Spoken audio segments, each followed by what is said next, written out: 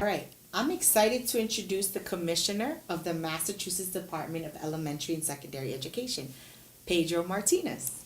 And no different Pedro Martinez than the Red Sox pitcher, though this Pedro is just as impactful in his own right. He's a strong advocate for education, shaped by his own lived experience of how learning can transform a life trajectory. As a first-generation student, he was the first in his family to graduate from both high school and college, and now he leads with that perspective at the center of his work.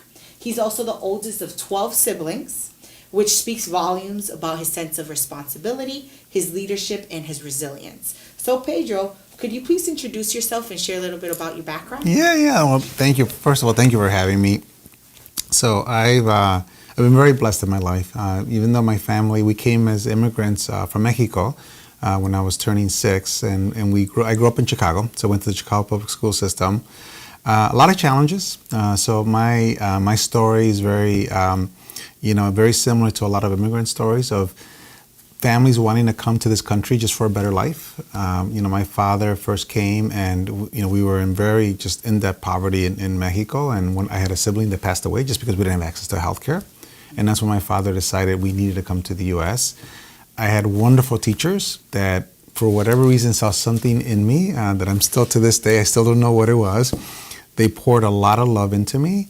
And, especially in 6th grade, Mr. Asher is a teacher that really made an impact on me. He was a teacher that was the first teacher that first told me that I was below grade level. And this is in the 1970s, so I'm aging myself a little bit. But gave a little bit of tough love. Yes. That said, look, I will, you're going to have to work for it, but I will give you an opportunity to prove yourself and to show me what I know you can do. Because of him, I was able to get into honors classes in junior high, 7th and 8th, honors classes in high school. My high school only had a 20% graduation rate, and this was in 1987. From there, what I didn't know, I was able to graduate from college.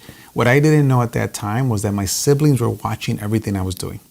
So because I was able to do what I did, all my siblings finished high school. All my siblings did some type of post-secondary credential. What's fascinating is different paths. 3 teachers in the family. We have finance and bankers in the family. I have a soldier who came back and did his degree, nurses. So all kinds of, but everybody giving back. Yeah. And so we're just, I'm a true believer that public education can transform lives. And what I really want to do is make sure that it transforms, lives for all of our children. Yes. And I love that you say the different post-secondary education, right? Because what we're going to talk about today is we want to learn and be able to educate our families more on the Healey-Driscoll administration vision behind the Reimagining High School intuitive. Yeah. And one thing that I admire by looking at it is that we're trying to see the student holistically, right? Yes. It's not all about every student can go to college, but how do we prepare them for civics life? How do we prepare them for post-secondary? So because you have seen this firsthand in your family and been a model in your family, now you're a model state level, can you explain more of that vision so families can better understand it? Yes. And know that, would love to come back to the show and just continue to talk about this topic, because this is something that, even though I'm very deep into it, I've been able to lead a grad council that has now put forward some new recommendations for graduation standards. There's a lot for parents to understand, and we want them to really understand them in a deep way. So in summary, what our vision is, we want all of our students, as you said, to really be able to reach their potential in high school. It doesn't matter what community they live in, what high school they're at, whether they're on the southeast part of the state, the western part of the state, the eastern part of the state. It doesn't matter. I want every student to be able to reach what their goals are. So the recommendations, first of all, around a vision of students being critical problem solvers, being effective communicators, being able to collaborate, being able to advocate for themselves. And so, it's the things that as parents we all want for our children. So, and of course, being academically prepared, right? So that's the foundation. And then, what the recommendations really center on first of all, a coursework that allows students, if they choose to be able to get into our public universities. So it's making sure that every student has access to that. Today, we have a variance across the state. We think about 80% of our students right now are being able to get access to all the coursework they need for public universities, but it's not 100%. So we really want to help, and this is not to be punitive, but we really want to help everybody be 100%, because we just want students to have that preparation. We also have a very comprehensive system around counseling. So one of the things I'm very proud of, in my former district of Chicago, we started doing this 10 plus years ago.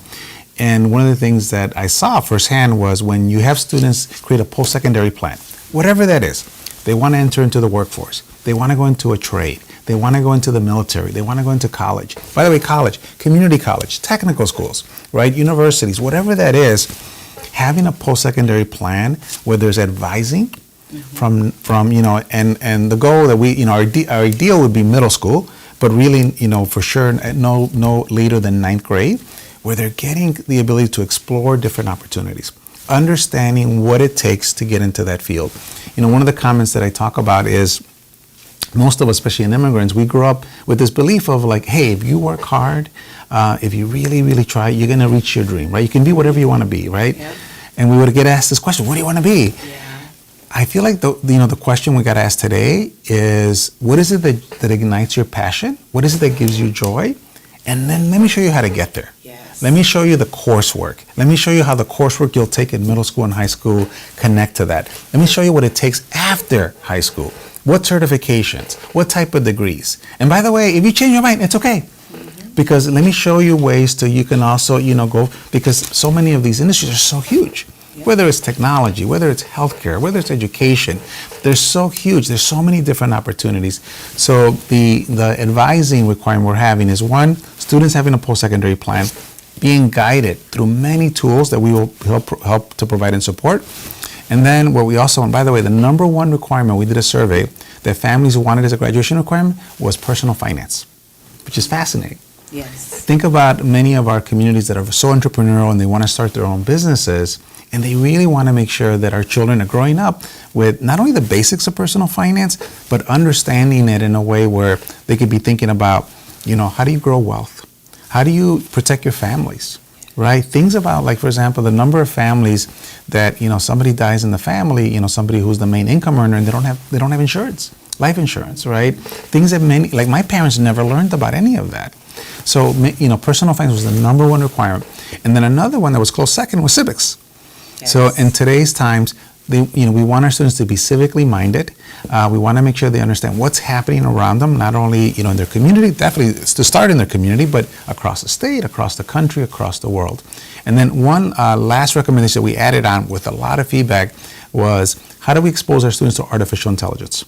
How do we make sure that they actually understand, first of all, let's talk about the integrity of it, because, as we think about, it can be a great tool, but how do we know what the source of information is? What biases might exist in that information?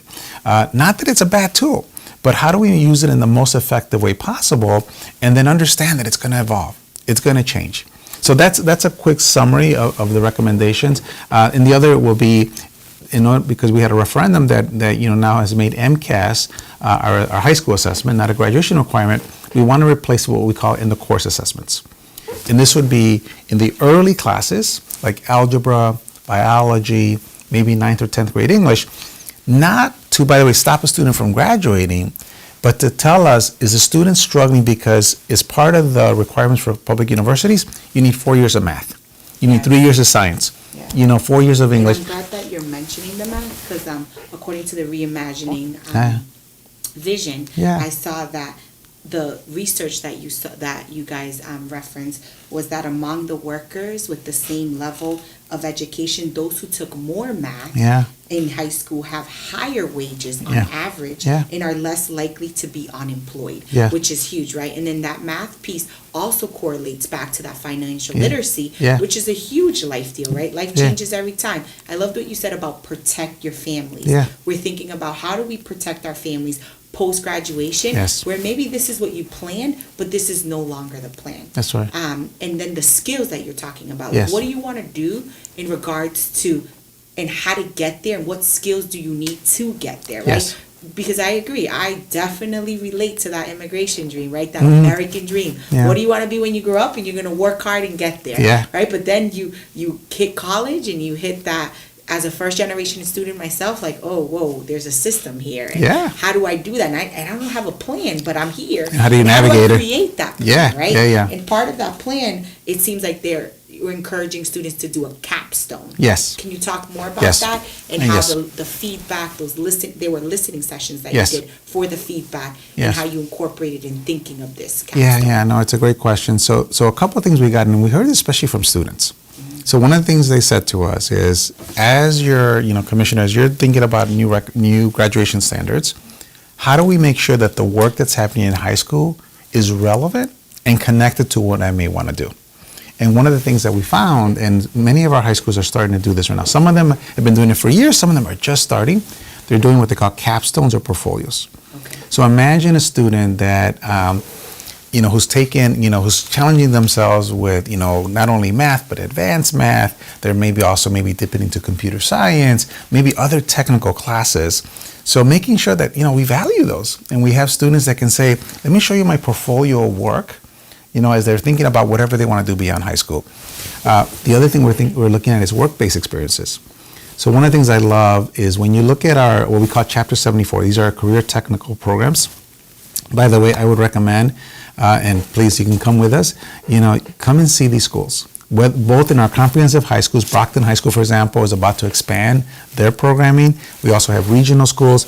But I will tell you, these are state-of-the-art programs, state-of-the-art equipment. So if you want to go into plumbing, electrical, if you want to go into any other trades, but it's also bioscience, it's also computer science. We also have even educational pathways.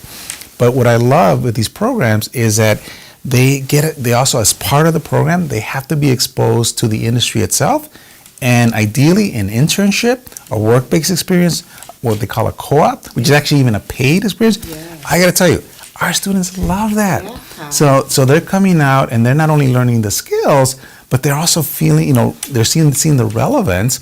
And then, as a bonus, like I said, many of the co-ops are paid. So imagine that kind of vision is what we have for the entire state. And they're getting experience. They're getting that Yes. hands-on experience where it's like, do I actually want to do this? Yes, right? Like exactly. I get this In high experience. school. And in high school, which is so important, right? Because everything you're saying, I can relate back to my time, and I don't think I'm aging myself, right? To college, right? Like when Yeah. I think of capstone, I think about the theses I made, right? Yes. That I made it on my identity. Yes. And understanding myself more as a person. But also, I remember where people were exposed to co-ops and I wasn't. I was more intellectual. I was more academia. Yeah. And one thing that I wish was I wish we had more of that that internship, that kind of so I can experience. understand, right? Yeah. Because a lot of times it's like who's in your network and what exposure That's do right. you have. That's right. And to have this in high school is so powerful. Yes. And I can hear it in your voice that it's a passion that you're like, no, we got to do this, right? It's not even an option at this Well, point. what I tell parents is, many of us had to figure it out after high school. Yes. And I would tell you that's the hard way. Whether you're in college and, changing majors, I changed my majors 3 times from engineering to psychology. I still kept And a psychology major. The impact of that financially too, right? And also, the anxiety that you have, Yes. right? Because it's not that easy to navigate the higher ed system. But when you get exposure to the industries, and again, with the same idea, understanding what does it take for you to do that? So let's say I want to be a certified plumber. What does it actually take to do that? Or I want to go and become, go into the technical fields, whether it's healthcare or technology.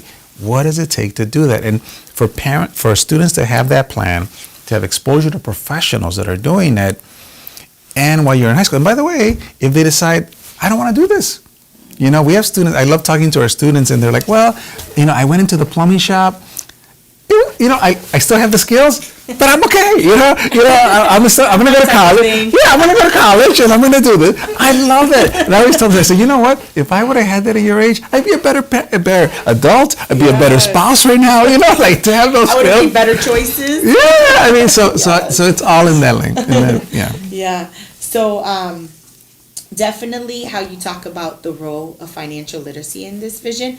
I have to say, as a teacher, I found it so essential for my high school students, where I used to run Financial Fridays, right? It was like, let's talk about what a checkings is. Let's talk about what a savings is. What's a debit? What's a credit card? How do you protect your credit? How do you understand the concept of interest, right? Especially investing, when you think about building wealth and what that means, right? So in my view, this kind of education is truly transformative for students after graduation, particularly when we think about what I was saying, credit, when you think about financial decision making and long-term socioeconomic mobility. Yes. However, what is the process of the Healey-Driscoll administration before decisions on the requirements are decided from the vision. So, for example, you've had some listening sessions. You've gotten feedback from students. You've gotten feedback from certain families. What can you explain the process of how you guys got here? No, absolutely. So, so I've had, again, the blessing of being able to be co-chairing this grad council, which, by the way, represents so many of our different leaders from different perspectives. So we have the union leadership. We have the business leadership, not always agreeing on the same thing. We had multiple educators, including the superintendent from Randolph has been on the grad council, Dr. Hurden. And so we had student, we had teachers, so we have had educators. I also love the fact that multiple perspectives. For example, representatives, of the multilingual community, representatives, that represent our students with disabilities. So we've had just a very, very wonderful set of different just, references and different contexts. We've also done surveys. And several, several, and my favorites have been the student groups.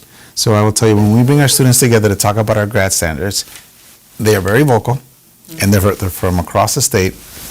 So how we gotten here is all that feedback, thousands of different, data points and feedback. And what's interesting is when you look at what we're recommending, and we look at it as a system.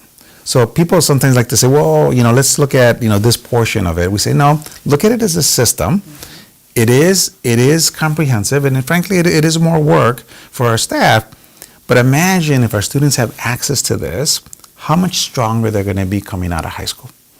And so that has really brought everybody together. So there might be small differences in some of the details, but I can tell you overall, what we have seen from all of our stakeholders, they believe that we should have higher standards. They believe that they should be comprehensive.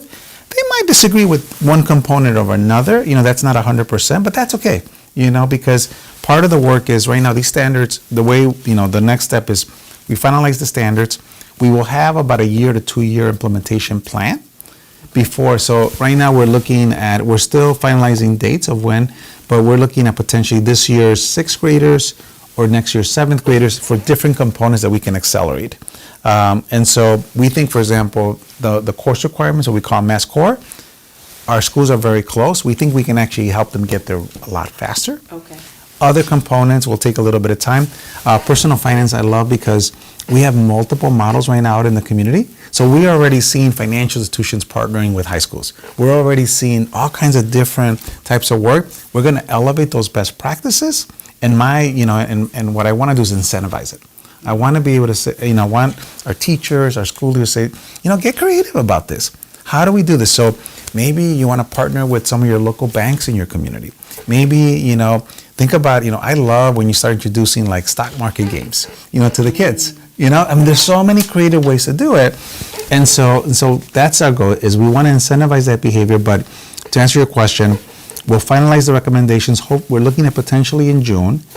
We will have about a 2 year implementation sort of timeline. Some components we'll try to implement a little bit faster. And those 2 years implementation is where you collect data to see how it's being put in practice. So I'm glad you asked that. So the goal as part of the implementation plan line is to partner even more with our teachers, to partner even more with our school leaders, to more with the field. So we're building, and really we're working think of it as almost one high school at a time, where we're saying, how close is this high school to these standards, and what do they need support with? And we're working directly with them, but we also have a team of teachers, school leaders that are still advising us on the implementation details. Also, what resources might be needed, what training might be needed. So one of the things we're trying to tell our teachers and school leaders is say, look, I know it feels like a lot when you look at it. One, we're going to be able to tell you how close you are, because many of our schools already have. So there's many schools that already have been doing capstones or portfolios. There are many schools that are doing personal finance. So we want to elevate the best ones and say, by the way, you don't have to start from scratch. And what do you need? Do you need to be connected with that school? We can partner you up. We can provide some training, some technical assistance. So that's the goal. So right now, I will say when the recommendations are being finalized now, the real work begins right after that. Yes. And it has to be with our practitioners, as you know, because I have 3 sisters that teach today in kindergarten, middle school, and high school, and they're in my ear all the time, and they always remind me. They're like, okay, when you perspectives. knows. when you make your policies and recommendations, they always remind me, they're like, I'm going to be in class tomorrow starting at 8 a.m. I need to know, how does my day change from 8 to 9? From, you know what I mean? They're very like, you know. Yeah. So I said, no, you're absolutely right. So we owe you that. So that's the next step of the work. Yeah. Thank you so much. Thank you so much for your time, for sharing this information with our families so they can better understand the vision and what's the work that's going to be done ahead.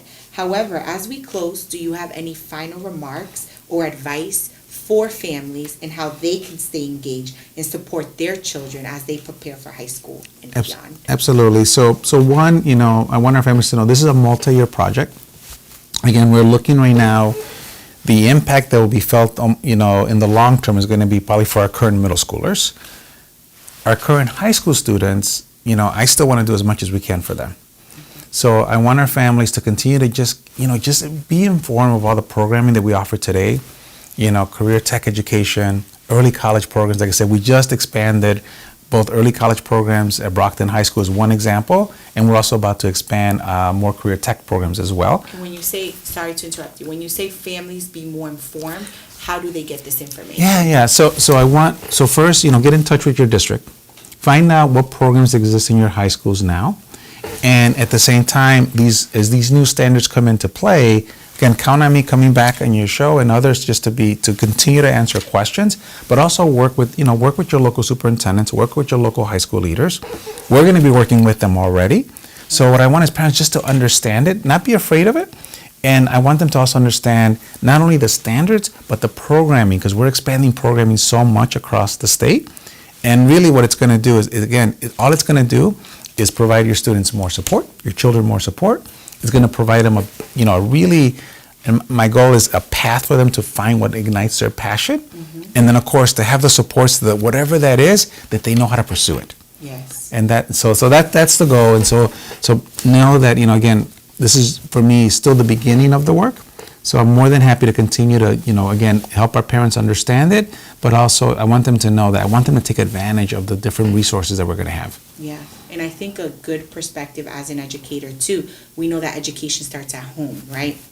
Is knowing your student, knowing your child, right? And changing that mentality of like, what is it that immigration dream where if you're not a doctor, a lawyer, or engineer, right? It's like, no, how can I meet my child where they are? That's what right. are the things that ignite them that I see at home? Yes. Are they cooking with me? Are they cleaning? That's are exactly they right. all about the tubing? Oh my God. So then I, as a parent, can encourage, hey, have you thought of plumbing? Hey, have you thought culinary program? Oh my God, some of our largest programs and most popular. Yeah, have you thought of all these different things? Yes. However, I agree. How do they become more and more informed? Yeah. And how are we doing community sessions? Yes. And collaborating with the civics education so then it can be a powerhouse, right? Absolutely. But then communities need to take that accountability by, all right, let's collaborate to elevate and uplift so this can be successful in how your community needs to meet our students and our kids where they are to flourish. And just final words, I mean, count on our commitment. I want to meet communities where they're at. I mean, me, myself, coming from an immigrant community, you know, growing up in Chicago, not all communities feel always welcomed. And I want to, especially we have such wonderful diversity here in our state. So I really want all of our communities to feel welcome. So again, whether it's community meetings, being on shows like today, I just know we're going to be accessible.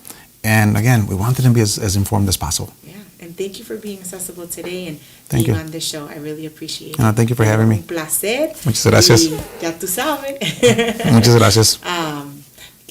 Para seguir trabajando juntos y meet our families where they are so we can move forward as a community and as a state. That's right. Thank you so much. Thank you. Every day, school buses safely transport our children, but only if drivers follow the law. Flashing lights and a stop sign on a bus mean you must stop.